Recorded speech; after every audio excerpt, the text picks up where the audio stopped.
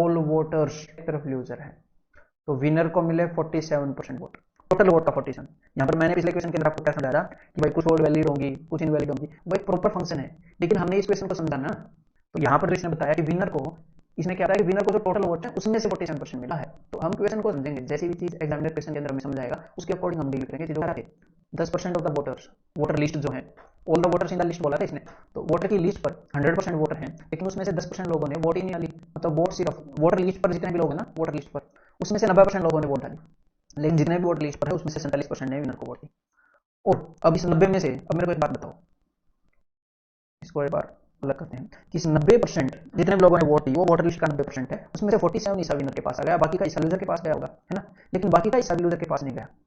60 लोगों ने, exactly percentage में नहीं है, एग्जैक्टली 60 लोगों ने अपने बैलेट पेपर ब्लैंक छोड़ दी, लेकिन मान लो ये 60 लोग अपने बैलेट पेपर ब्लैंक ना छोड़ते, तो इस लूजर के पास कितना जाता, 90 में से 47 घटा दो, 43% जाता, है ना, लेकिन इस बंदे के पास 43 नहीं, तो 43% माइनस 60, इतने वोट लूजर को मिले, इतने वोट विनर को मिले। अब इन्होंने क्या बताया, and he got 308 votes more than his rival, और उसको अपने राइवल से 308 वोट्स मोर मिले हैं। तो भाई विनर लिस्ट तो ये कितना हो जाएगा 350। आपकी अंडरस्टैंडिंग डेवलप की जा रही है। अभी जो कोर कॉन्सेप्ट होते हैं ना अंडरस्टैंडिंग के अलावा, वो तो मैंने परसेंटेज के स्टार्ट भी किए हैं, बस अंडरस्टैंडिंग को डेवलप करने के लिए ये चीजें। आपको टीवी थे 60, तो 60 का 5% कितना होता है, 10% होता है 6, 10% 6, तो 5% क्या होगा, 10% का आधा, तो 3 टीवी खराब हो गए 60 में से, 57 ठीक चल रहे हैं, ठीक है। Defective TVs are what percent of total items, तो टोटल आइटम 100 हैं, डिफेक्टिव टीवी 3 हैं, तो 300 का कितने परसेंट है ये बोल रहे हैं, तो भाई 300 का 3% है।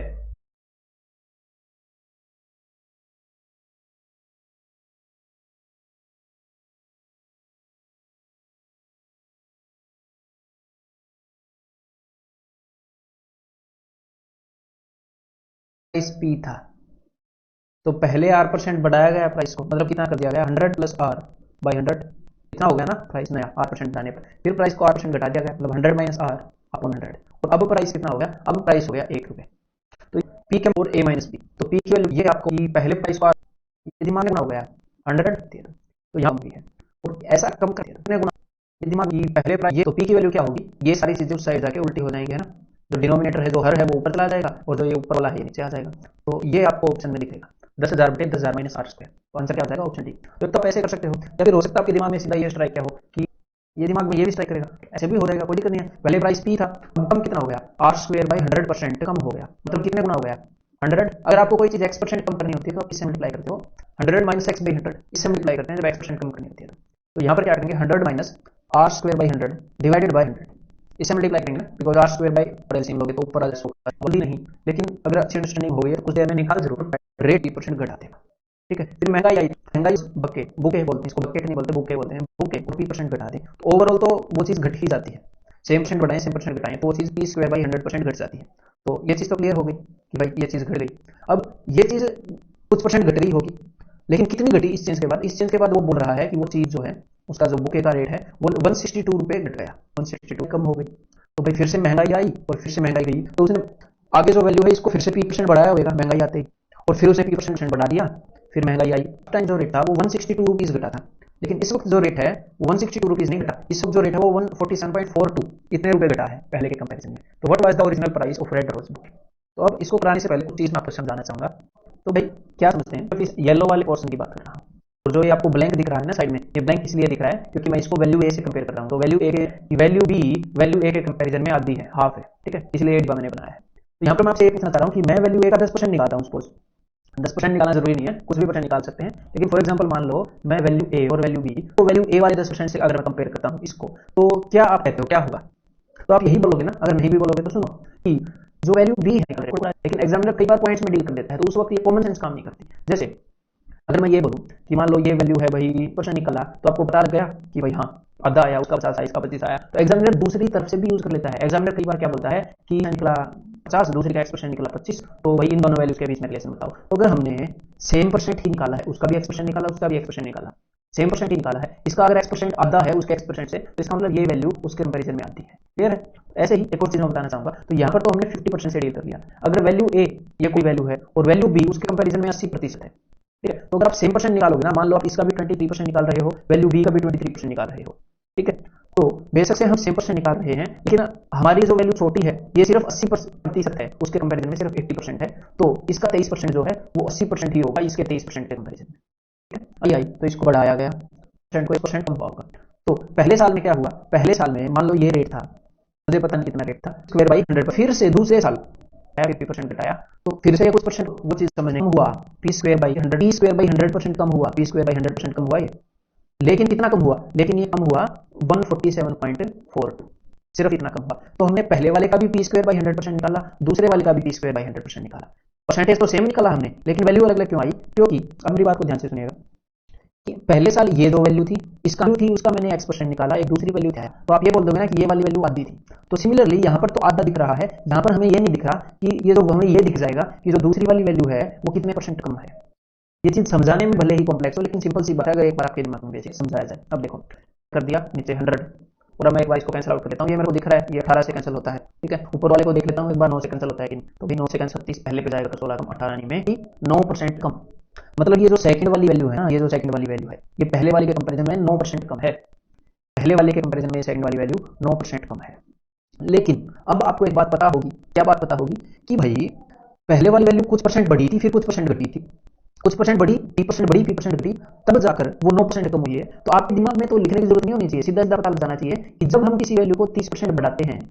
और फिर उसको 30% घटाते हैं तो ही वो 9% कम होती है, अगर सेम बढ़ाना और घटाना है तो, ठीक है। अदरवाइज भाई ये स्ट्राइक नहीं करता है तो फिर तो कन्वेंशनली ऐसे जाना ही पड़ेगा ना कि पी स्क्वायर बाई 100% कम हुई, तो हमें पता लग जाएगा कि वैल्यू भाई पहले 30% बढ़ी थी, 30% घटी थी, ठीक है। फिर हमें पता लग जाएगा कि भाई 30% बढ़ा और घटा रहा है। तो अब जो वो वैल्यू है सेकंड वाली वैल्यू वो 9% कम हुई, इसके कारण हमें पता लगा कि भाई 30% का इंक्रीमेंट था, 30% का डिक्रीमेंट था। अब देखते हैं उसने पूछा क्या, उसने पूछा है what was the original price of the rate, हमें पता लग ही चुकी है 160 ऑफ पी, वैल्यू कितनी है 1800, तो समझाने में बिल्कुल ही लेंदी रहा ये क्वेश्चन। लेकिन अगर अब आप एक बार दोबारा, क्या होता है, आदमी उतने ही रुपए लेगा क्या, 20% डिक्रीज से 4/5 आता है सीधा, और 4/5 भी नहीं आता, 5/4 आता है, ऐसे क्वेश्चन को देख, और आपके दिमाग में भी आता होगा, अब तक हमने इतनी प्रैक्टिस कर ली। तो हमने सिर्फ ये देखना है कि भाई ये तो पहले की सिचुएशन है और ये अब की सिचुएशन है, हमने सिर्फ ये देखना है कि भाई प्राइस का रेशियो क्या है, जिस भी चीज का उसने रेशियो बताया हो, जनरली प्राइस का बताता है, तो यहाँ पर हमें उसकी क्वांटिटी का रेशियो अपने आप पता लग जाएगा कि पहले अगर रेट 5 था तो आज रेट 4 है, तो सीधी सी बात है पहले अगर 4 किलो लेता था तो आज 5 किलो ले पाएगा, क्वांटिटी का रेशियो यही है। तो अब एग्जामिनर आपको ये बताएगा कि भाई शुगर का प्राइस 20% कम होने के कारण एक बंदा आज 3 किलो कम खरीद पा रहा है, तो हमें तो इतना पता है भाई प्राइस का रेशियो 5/4 था, क्वांटिटी का रेशियो सॉरी 3 किलो ज्यादा खरीद पाया, ये चीज गलत बोल रहे हैं, ठीक है, और क्वांटिटी का रेशियो 4/5 है। तो यहाँ पर अब ये पहले से 1 यूनिट ज्यादा खरीद पा रहा है, और एग्जामिनर बोल रहा है कि 3 केजी ज्यादा खरीद पा रहा है, तो मतलब रेशियो के अंदर जो चीज 1 है एक्चुअल में वो चीज 3 गुना एक्चुअल में 3 है, तो क्यों ना मैं रेशियो वाली चीजों को 3 गुना कर दूं, 4 को 3 गुना करूं, पूछ लेगा या अब वाला रेट पूछ लेगा, बिल्कुल सिंपल है, क्योंकि उसके पास 600 रुपए थे,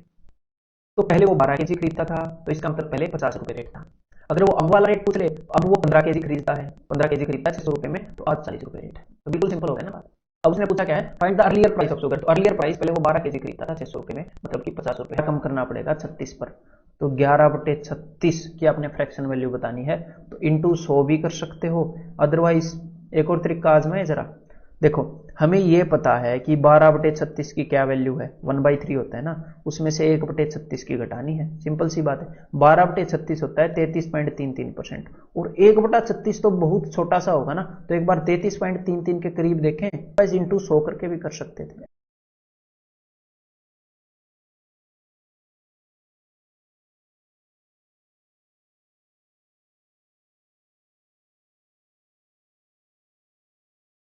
पहले 25 थी, अब 12 भी पहले थी, उसकी आपको फील को करके देगा, आपको फील पहले, अब आपको सीधा सी के बचे हुए कहां जाएंगे, बाकी के बचे हुए यहाँ पर रुपए का हिसाब है, उसका एक्सपेंडिचर 7/5 बढ़ गया, तो ये जो 7/5 बढ़ा है 7.5 रुपए का, किताब पे तो नहीं है ना, खुद और दुकानदार के बीच में रख देगा, समझ गए ना, या तो उसके हाथ से जाएगी या नहीं जाएगी, या तो खर्च होगी या सेविंग होगी। तो इस 100 रुपए का हिसाब किताब तो मुझे पता है, मतलब कितना खर्च हो रहा है कितना सेव हो रहा है मुझे पता है, तो इस 20 रुपए का हिसाब किताब नहीं पता, अभी पता लग जाएगा। देखो कि यहां पर एग्जामिनर ने यह बोला है हीज एक्सपेंडिचर इंक्रीज बाई 10%, 10% उसने इंक्रीज कर लिया, तो उसका पहले एक्सपेंडिचर 75 था, तो अब देखो भाई ये पुराने 100 रुपए का हिसाब है, यहां पर जो है, यहां पर जो नया जो आएगा वो इन 20 रुपए का हिसाब है, उसका एक्सपेंडिचर 7/5 बढ़ गया, तो ये जो 7/5 बढ़ा है 7.5, ये कहां से बढ़ा होगा? ये जो नए 20 रुपए आए हैं इन्हीं में से तो बढ़ा होगा। पहले वाले 100 रुपए का हिसाब तो हमारे पास है ही। तो ये जो नए वाले 20 रुपए है ना, इसमें से मुझे ये पता चल गया कि 7.5 तो इधर चले गए, तो बाकी के बचे हुए कहां जाएंगे? बाकी के बचे हुए यहां पर जाएंगे। तो 20 में से 7.5 घटाओगे तो आप 8 घटाओगे ना 20 में से, 20 में से 8 गए 12.5। अब आपको सीधा सीधा दिख रहा है, क्या दिख रहा है कि पहले सेविंग 25 थी और 25 का आधा क्या होता है? 12.5 होता है। अब 12.5 बढ़ गई है, पहले 25 थी अब 12.5 हो नहीं गई है। मैं ये नहीं बोल रहा 12.5 हो गई, बढ़ गई भाई। ये जो 20 रुपए थे इसमें से कुछ तो जितने भी पहले थे आपको फील होगा कि इस मेथड से कितना जल्दी ये हो सकता है।